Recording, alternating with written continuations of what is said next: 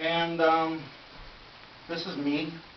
It's called isolation, and so many of us can relate to that because we live in our little cubicles, and we avoid people, and we avoid conversation, emotional exposure. And when Donnie's wife looked at this, she started to cry because she knows Donnie so well, and she knows all of us so well. You know, you're alone. You're alone.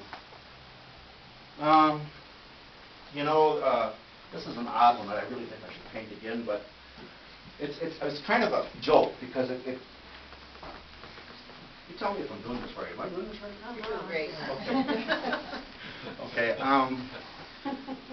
The things that hang on, the way your mind changes, you know, when you become a combatant and you're always on defense and you're always watching your back, and when you sit down, you make sure you check the guy in front of you and know that he's got your back because you can't see back. You know, these things come to mind all the time, and it's silly sometimes because we do it all so often.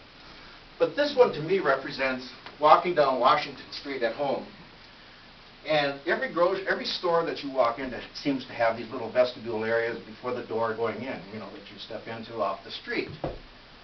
And to me, every one of those is a blind site, a blind spot, and it's a spot for an attack or for an ambush. And I know that's ridiculous, and I think of that. But as I go, I can't help that thought from coming into my mind, even though I know that that's not going to happen. So I painted this elongated guy with a knife at every doorway. And